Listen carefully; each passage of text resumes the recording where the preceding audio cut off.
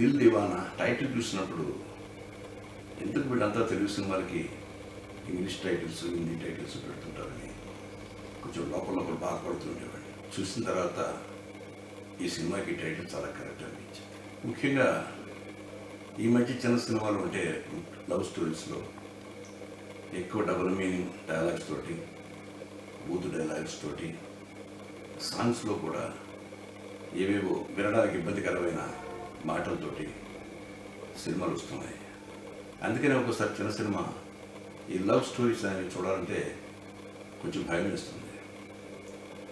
కానీ ఈ సినిమా చూసిన తర్వాత నాకు అనిపించింది చాలా ప్లెజెంట్ లవ్ స్టోరీ. దీన్ని డైరెక్టర్ చాలా బాగా హ్యాండిల్ చేశాడు. కొంచెం శేఖర్ కమ్ముల స్టైల్ కనిపించింది. ఎవరైనా డైరెక్టర్ తెలుసుకుంటే శేఖర్ కమ్ముల దగ్గర పనిచేసిన కిరణ్ ఈ సినిమా డైరెక్ట్ చేశాడు. అందుకే అంత ప్లెజెంట్గా తీయగలిగాడు అనిపించింది నాకు.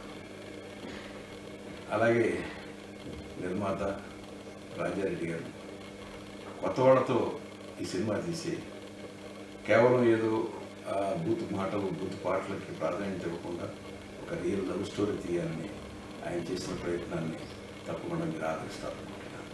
ఇంచుమించు సినిమాలో ఉన్న వాళ్ళందరూ కొత్త ఆర్టిస్టులు.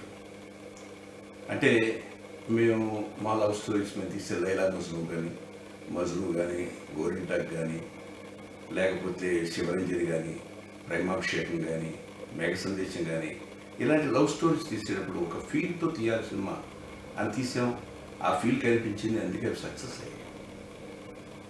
కానీ ఈ సినిమాలో ఆ తరహాలో ఒక ఫీల్ క్రియేట్ చేయడానికి, లవ్కి ఒక పరిపూర్ణమైన అర్థం చెప్పడానికి, అంతేకాకుండా సాక్రిఫైస్కి క్యారెక్టర్స్ చాలా బాగా మోల్డ్ అయ్యాయి, చాలా బాగా చేశారు.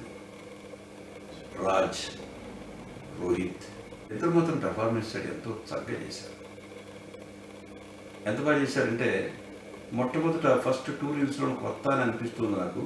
తర్వాత దానిలో ఇన్వాల్వ్ అయిపోయి క్యారెక్టర్స్లో ఇన్వాల్వ్ అయిపోయారు వాడు. అలాగే మ్యూజిక్ చాలా రోజుల తర్వాత చాలా ప్లెజెంట్ మ్యూజిక్ ఈ సినిమాలో వినిపించింది. I think definitely this is a worth seeing film. ఎందుకంటే నెంబర్ ఆఫ్ చిన్న పిక్చర్లు వస్తున్నాయి, జనానికి ఏది చూడాలి ఏది చూడకూడదని చాయిస్లో కొన్ని మంచి సినిమాలు కూడా పోతున్నాయి. బట్ అలా కాకుండా డెఫినెట్గా feel good love and sacrifice ఈ సినిమాలో ఉంది. తప్పకుండా ఈ సినిమా విజయవంతం కావాలని మనసారా కోరుకుంటున్నాను.